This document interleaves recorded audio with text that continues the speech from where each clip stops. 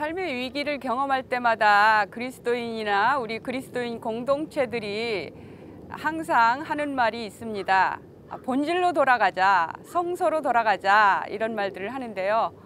오늘 우리가 이 시대에 코로나19 시대를 맞이하면서 어느 때보다도 성서의 본질로 돌아가자라는 목소리가 높아지고 있고, 세상이 교회를 걱정한다, 이런 말을 하는데요. 오늘은 우리 한국침례신학대학교 성서학 교수님들 모시고 성서의 본질로 돌아가자라는 말에 대한 의미를 다시 한번 좀 생각해보고 우리의 의견을 나누도록 하겠습니다. 우리 먼저 우리 한국침례신학대학교 성서학 교수님들을 소개합니다. 우리 각자 교수님들 본인의 전공을 말씀해 주시고요. 본인이 생각하는 성서학은 뭐라고 생각하시는지 간단하게 그 정의를 말씀해 주시면 감사하겠습니다. 우리 최선범 교수님부터 말씀해 주실까요? 한국침례신학대학교에서 신약학을 가르치고 있는 최선범 교수입니다. 저는 성서학은 번역이다라고 그렇게 말하고 싶습니다. 번역 과정에는 항시 해석이 따르기 때문에 성서를 어떻게 해석할 거냐라고 하는 것이 우리의 주된 임무라고 생각합니다. 우리 모두가 다 성경 원어를 읽고 이해하면 가장 좋겠지만 많은 사람들은 그렇게 할 수 없기 때문에 먼저 원어 성경을 자국어로 번역하는 것이 필요합니다. 우리가 한국어 성경을 가지고도 얼마든지 하나님의 말씀을 이해하고 우리의 삶에 적용할 수가 있지만 그러나 과거에 기록되어 있던 내용을 오늘날 우리가 이해하는데 사회 문화적인 갭이 있기 때문에 그것을 극복하는 해석을 하기 위해서는 오늘날 우리의 언어에 맞는 번역 작업, 그것이 우리 성서 해석학의 주된 임무이다라고 생각합니다.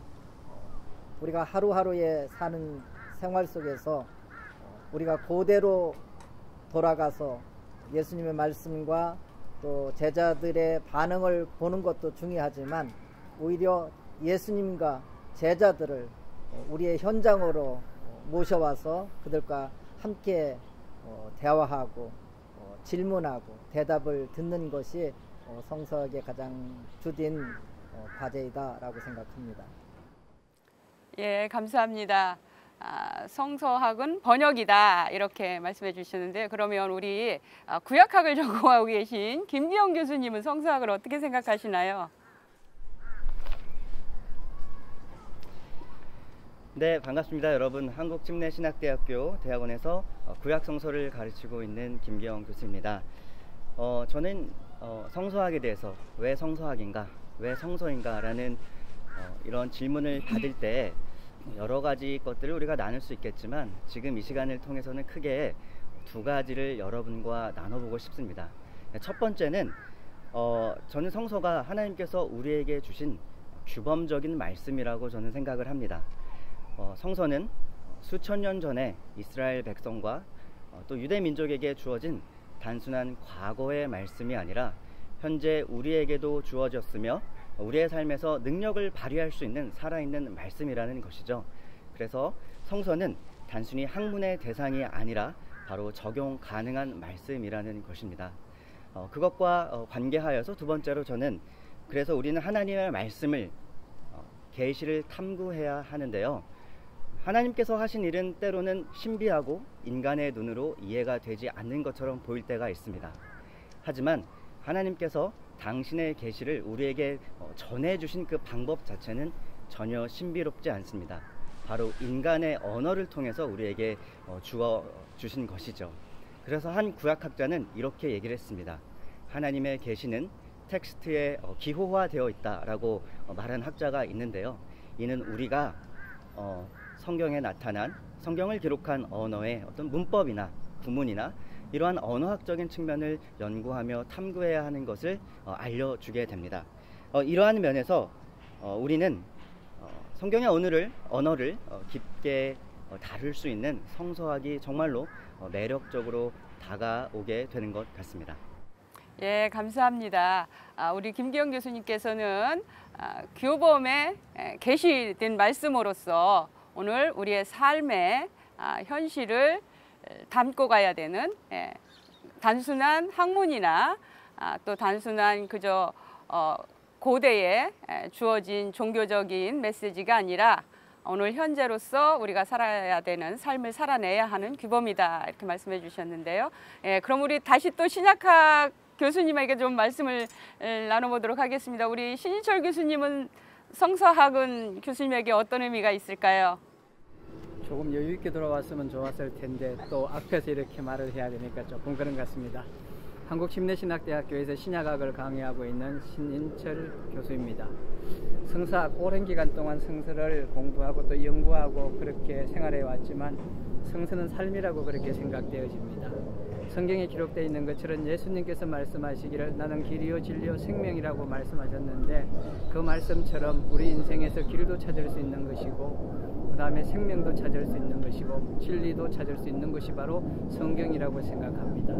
이 세상에서 사람들이 선하게 살고 올바로 살려고 많은 노력들을 하고 있지만 그 삶을 어떻게 영위하고 나가야 될까를 잘 모르는 상황 속에서 성경은 바로 우리에게 길이 되어지고 진리가 되어지고 생명이 되는 말씀이기 때문에 성서신학을 꼭 공부하고 실천해야 된다고 생각합니다. 예, 감사합니다. 김기영 교수님과 좀 비슷한 맥락이죠. 우리 구약 교수님과 신약 교수님의 한결같은 말씀은 삶이다. 예수가 길이고 진리고 생명이고 그걸 따르는 것이 바로 성서학이다 말씀해 주셨어요. 우리 그럼 다시 또 우리 구약학 전공하고 계시고 가르치고 계신 우택주 교수님 의견 들어보도록 하겠습니다. 네, 안녕하십니까. 한국심내신학대학교에서 구약을 가르치고 있는 우택주 교수입니다. 우리 연구소장님 우리 박경희 교수님의 질문이 왜 성서학인가 라는 이렇게 질문을 만들어 주셨는데, 저는 뭐 성서를 전공하기 때문에 왜 성서학인가 라는 질문이 오히려 이상할 정도로 성서만 연구를 해 왔습니다. 만약에 다른 전공 분야의 선생님들에게 왜 신학인가, 또 왜 역사학인가, 또 왜 실천신학인가 아마 이런 질문을 하면 똑같은 답을 하지 않을까라는 생각을 해보게 됩니다. 하지만 저는 이 시간에 왜 평생토록 성서만 연구를 했는가 라는 질문에 대해서 제 개인적인 경험 몇 마디를 나누려고 합니다. 저의 경험이기 때문에 다른 분들은 또 다른 경험을 가지고 성서를 연구할 수 있을 거로 생각이 되어집니다. 저는 개인적으로 성서를 공부하게 된 계기가 제 신대원 시절에 있었습니다. 신대원 1학년 마치고 2학년 때 당시의 학교 시스템이 졸업 논문을 쓰기 위해서 4개 신학 분야 가운데 하나를 선택할 수 있도록 한 교우가 있었습니다. 그래서 어떤 분은 성서를 연구하고 어떤 분은 조직신학을 연구하고 어떤 분은 기독교회사를 연구하고 이렇게 정하는 중에 저도 고민을 하게 되었어요. 성서를 연구할 건가 아니면 조직신학을 연구할 건가. 그런데 선배님 한 분이 이런 얘기를 했습니다. 성서를 연구하는 분들은 성격상 분석적이고 치밀한 성격 있는 사람은 성서를 연구하는 게 좋고, 그 다음에 조직신학 연구하는 분들은 뭔가 정보를 조직하고 체계화하는데 조금 더 강점이 있다고 여기는 분은 조직신학을 연구할 수 있다. 이런 얘기를 듣고 저를 곰곰이 헤아려 본 결과 저는 좀 모든 사태를 하나씩 둘씩 조목적으로 따져서 묻고 분석하는 게 좀 훨씬 습성에 맞는 것 같아서 사실 성서학을 선택하기로 했습니다. 두 번째로는 마침 신대원 2학년 시절에 조교를 지원하게 되었고 조교로 발탁하게 되었는데 저의 의지와 상관없이 제가 섬길 선생님이 구약을 가르치는 선생님에게 조교로 배정이 되었습니다. 이런 기회로 구약을 가르치는 선생님 연구실을 들락날락 거리면서 구약 성경 관련 책들과 연구서들을 접하게 되었고 호기심이 생기게 되어서 구약을 졸업 논문으로 쓰고 졸업한 이후로 계속 구약을 공부를 하게 되었습니다. 세 번째로는 제가 개인적으로는 언어에 대한 관심이 많습니다. 대학 시절부터 뭐 영어 책에 관한 책, 또 뭐 독일에 관한 책, 외국어에 관련된 책만 보면은 호기심이 나서 열어보고 싶고 또 구입하기도 하고 그런 습관이 있어서 성서학에서도 제가 앞에 두 경험에 비추어서 구약 성서의 언어인 히브리어, 또 뭐 신약 성서의 언어인 헬라어에 대한 관심을 갖고 연구를 하게 된 게 오늘날 성서학에 전념하게 된 배경이 되었고 또 공부를 하지 않을 수 없게 된 그런 과정이었다는 말씀을 드리고 싶습니다. 네. 예, 우리 우 교수님이 성서학을 공부하게 되신 그 계기를 말씀해 주심으로 인해서 오히려 우리 학생들, 이 영상을 보시는 학생들이나 앞으로 또 성서학에 관심을 가지고 계신 분들에게 좋은 경험을 나눠주셨습니다. 우리 권영주 교수님은 성서학에 대해서 어떻게 생각하시는지요? 네, 침신대에서 신약학을 가르치고 있는 권영주 교수입니다. 왜 성서학인가라는 질문을 하셨는데 저는 이 질문이 결국에는 성서학이 왜 중요한가 혹은 성서를 왜 공부해야 하는가라는 질문과 귀결된다라고 생각을 합니다. 우리가 왜 성서를 이제 공부를 해야 되느냐, 왜 성서학이 중요하냐, 그러니까 기독교 신앙과 신학을 이 형성시키는데 모태가 된 그 성서라는 텍스트 자체를 다루기 때문이라고 이제 생각을 하고요. 그래서 이제 비유를 하자면은 신학을 공부하는 거를 저희가 이제 건축에 비유를 하자면 성서학을 공부하는 것은 기초와 이제 토대를 놓는 작업이라고 생각을 합니다. 그래서 다른 말로 하자면은 우리가 성서라는 텍스트를 해석할 수 있는 힘과 능력이 결여가 되어 있다면은 그러면은 이 신학이라는 건물 자체가 붕괴될 위험이 있다라는 것이죠. 그리고 또 실제적인 면에서도 이제 성서를 연구하는 게 참 중요한 것 같아요.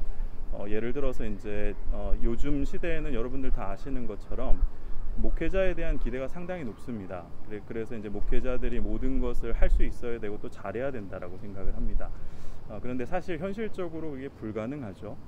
그래서 이제 제 생각에는 그래도 목회자들이 좀 더 무게감과 책임감을 가지고 해야 되는 것이 이 성서를 바르게 해석하고 바르게 선포하는 일이라고 생각을 합니다. 그런 면에서 저희 한국침례신학대학교에 아주 특화된 프로그램이 있습니다. 성서 주예대학원이 있는데요. 2년 동안 신약과 구약의 그 핵심적인 텍스트들을 다루고 그 기본적인 메시지도 배울 뿐만이 아니라 실제 그 장절을 깊이 있게 주석하는 그런 과정을 거칩니다. 그래서 이 성서의 어떤 깊은 세계, 깊은 맛을 느낄 수 있는 그런 프로그램이니까 많은 분들 지원해 주시면 감사하겠습니다. 예, 감사합니다. 우리 성서주예대학원 소개까지 곁들여 주시고 결국 신학의 가장 기본 틀을 이루고 있는 성서학, 그리고 그것이 이제 목회 현장으로 어떻게 연결될 수 있는지 좋은 말씀 감사합니다. 우리 한철웅 교수님께서 마무리 해주시겠어요? 네, 안녕하십니까. 침신대에서 신약학을 가르치는 한철웅 교수입니다. 그 성서학이라는 그 말에 정답이 있는 것 같습니다. 성서학, 영어로 Biblical Studies라고 하는데 신학의 여러 분야가 있지만 성서학은 성경 텍스트 자체를 중점적으로 공부한다는 것을 기억하는 것이 굉장히 중요한 것 같습니다. 여러분이 다 아시겠지만 종교개혁의 기치가 몇 개 있었는데 그 중에 하나는 솔라 피데, 오직 믿음으로, 그리고 솔라 그라티아, 오직 은혜로, 그리고 솔라 스크립투라, 오직 성경으로라는 중요한 기치가 있었습니다. 성경의 반대편에 있는 개념들이 몇 가지 있는데 우리가 신학이나 신앙의 기준은 교회의 전통도 아니고 물론 소중하고 중요한 거지만 성경보다 권위가 위에 있을 수 없죠. 또 사람 각자의 경험이라든가 체험이라든가 생각도 무시할 수 없지만 그 모든 것보다 중요한 것은 오직 성경이다라는 기차의 종교 개혁이 시작됐는데, 이처럼 저는 성서학이나 전도학이나 설교학이나 역사신앙이나 윤리학이나 다 중요도에 있어서는 우열을 가리기가 힘들다고 생각함에도 불구하고 그 출발점이 무엇이냐, 파운데이션, 기초, 정초가 무엇이냐라고 본다면은 저는 감히 성서학이 그 기초가 되지 않을까라고 생각합니다. 물론 제가 신학교 왔더니 어떤 구약학 교수님이 구약 신약학이 더 중요한 것처럼 말씀하셨어요. 지금 생각하면 굉장히 서운했을 수도 있는데 또 신약학 수업 들어갔더니 또 새신자가 옛구자보다 더 중요하다고, 신약학이 더 중요하다고 말씀하시는 교수님이 계셨습니다. 좌우지간에 구약이 중요하든 신약이 중요하든 우리 적어도 종교개혁에 뿌리를 두고 있는 개신교 입장에서는 오직 성경, 내 생각, 내 경험, 그리고 우리 교회의 전통, 심지어 교단의 전통보다도 성경 66권을 중요시하는 성서학이 어떤 신학, 전반적인 넓은 의미로서의 신학의 바탕이 되지 않을까. 그래서 성서학이 매력이고 중요하지 않을까, 저는 그렇게 생각합니다. 예, 감사합니다. 성서학은 성경 자체다. 이렇게 잘 마무리를 해주셔서 감사드립니다.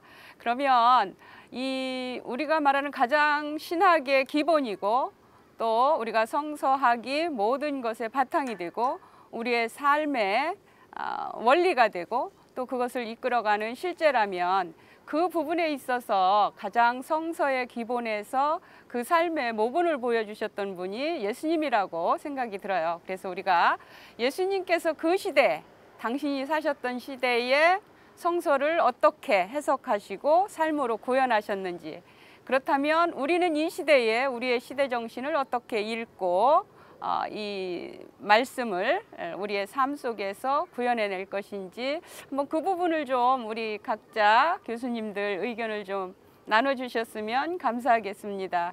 우리 오택주 교수님부터 자연스럽게 좀 말씀해 주시겠어요? 네, 예수님의 시대 정신을 오늘 교회에서 실제적으로 실천해야 될 과제 앞에 놓여 있는데요. 제가 부족하지만 구약을 공부하면서 예수님 신앙 위에서 이 질문에 대한 답을 한다면 저는 개인적으로 예수의 정신은 정의에 있다라고 말씀드리고 싶습니다. 사실 정의라고 하려면 그 정의를 시행하는 자와 그 다음에 그 정의의 혜택을 받는 자로 나뉘어지기 때문에 어느 쪽에서 정의를 말하느냐에 따라서 개념은 상당히 달라질 수 있다고 보아져요. 또 정의 적용 폭도 달라질 수 있고, 그래서 제가 정의라는 말을 상당히 신중하게 사용해야 한다고 생각하는 입장인데요. 예수께서 우리에게 남기시고 보여주신 시대 정신이 정의라고 말씀드리는 것은 그 예수님이 가르쳐준 정의라는 개념이 성서적으로 풀이를 해본다면 저는 그것이 상처받은 자를 치유하는 일이라고 저는 정의를 내리고 싶습니다. 신구약 성서를 통틀어서, 물론 저는 구약학자이기 때문에 구약학자 입장에서 말씀드릴 수밖에 없지만 신구약을 통틀어 예수 정신은 한마디로 상처받는 자를 치유하고 구원하는 일을 저는 정의라고 생각합니다.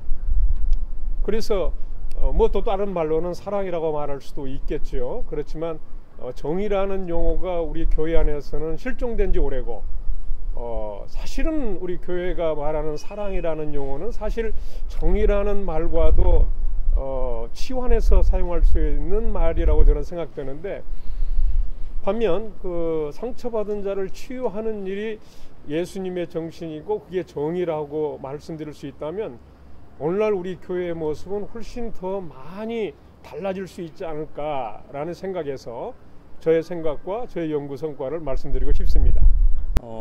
예수의 시대 정신인데요. 이 예수의 시대 정신이라는 주제는 결국에는 이제 예수의 삶이 우리 현대에 어떻게 울림을 줄 수 있는가라는 질문하고 결국에는 직결이 되어 있다라고 생각을 합니다.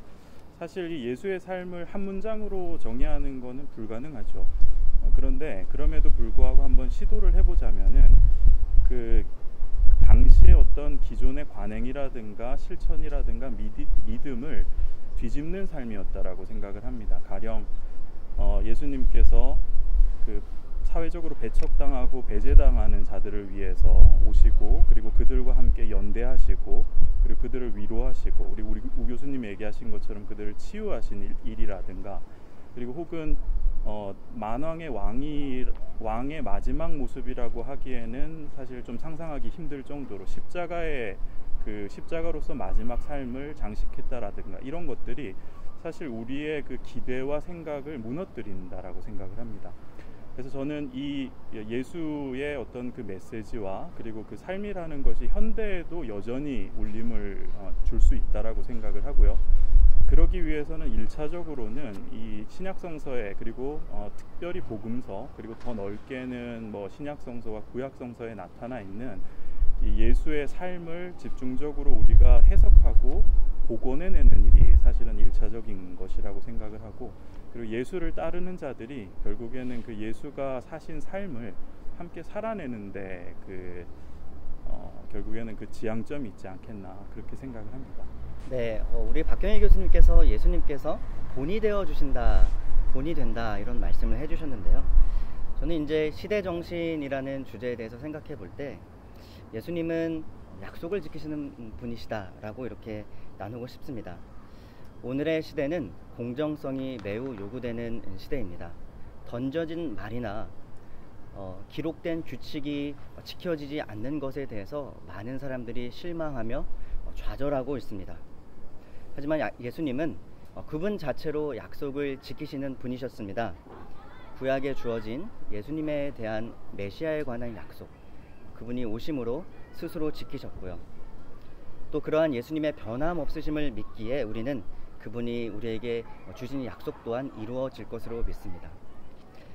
그래서 우리는 이 시대를 바라보며 생각할 때 예수님께서 약속을 지키시는 분이시다라는 것을 바라보며 예수님을 닮는 삶을 살아가야 하지 않을까 이런 생각이 듭니다.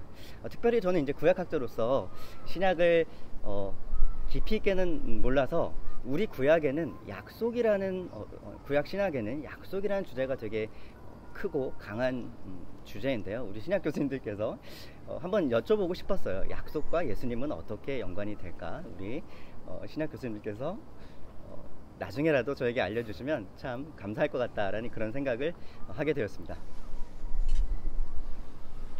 저의 전공은 요한계시록입니다. 그래서 요한계시록에 나타나 있는 어떤 시대 정신에 대해서 한번 제가 간단하게 말씀드리고 싶은데, 시대 정신을 이제 신학 용어 중에 이제 독일어로 자주 쓰이는 단어 중에 하나가 시대 정신이죠. 차이트가이스트라고 하는데, 차이트는 시기, 영어로 따지면은 타임이고, 가이스트가 좀 중요한 것들 가이스트인데 영어로 치면 고우스트죠. 그러니까 시대 정신이라고 번역했지만 사실 시대의 영혼, 영, 정말 스피릿 그렇게 번역될 수도 있는 것 같아요.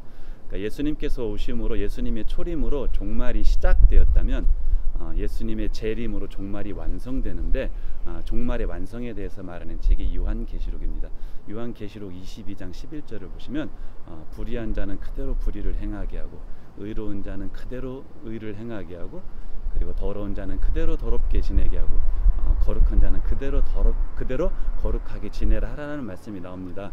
그러니까 예수님이 오심으로써 중간지대는 없어졌던 것 같아요. 물론 구약시대도 없었겠지만 선택을 해야 합니다. 그러니까 예수님 편에 서든지, 예수님 편에 서서 가이스트, 하나님의 영 성령을 받든지, 아니면은 요한계시록의 표현을 빌리자면 짐승의 편에 서서 악한 영의 영을 받든지, 우리가 예수님의 재림이 언제일지는 모르지만 아무튼간 하루하루 지날수록 그만큼 가까워지는데, 우리가 예수님의 재림을 종말의 완성을 준비하는 크리스천이라면은 하나님의 영, 하나님의 성령에 붙잡힌 바 되어서 사는 것이 바로 예수님이 우리에게 요구하시는 시대 정신, 시대 영이 아닐까 그렇게 생각합니다. 예수의 시대 정신이라 그렇게 말을 했는데, 사실 시대 정신을 우리가 찾기 위해서는 해석을 해야 되겠죠. 그런데 한국에서도 성서 해석학은 굉장히 많은 발전을 해왔습니다. 이게 발전해와서 성서를 정확하게 해석하고 그 시대적인 의미를 찾아내었지만, 이것이 삶에 실천되는 부분에 있어서는 여전히 문제가 되고 있습니다. 왜냐하면 우리가 살고 있는 사회 자체가 이익을 추구하는 사회가 되다 보니까 예수님이 말씀하신 것을 실천하기에는 너무나 힘든 시대가 되었습니다. 만약에 우리가 성경을 해석하고 그것을 우리의 삶에 실천하여서 예수 그리스도가 구현했던 그 삶을 우리의 삶의 현장에서 다시 한번 구현한다면 그것은 섬김이 되어야 될 것입니다. 모든 교수님들이 동의하는 것처럼 성경이 실천되지 않는다면 하나님의 말씀이 우리의 삶 속에서 섬김과 사랑과 포용으로 나타나지 않는다고 한다면 의미가 없을 것입니다. 그런 의미로 본다고 한다면 신약 성경에 나타난 예수님은 바로 해석되어지고 그분의 말씀이 우리의 삶 속에서 실천되어지는 것이 바로 이 시대의 시대정신이고 그 시대정신의 핵심은 바로 섬김과 사랑과 포용이라고 그렇게 생각합니다.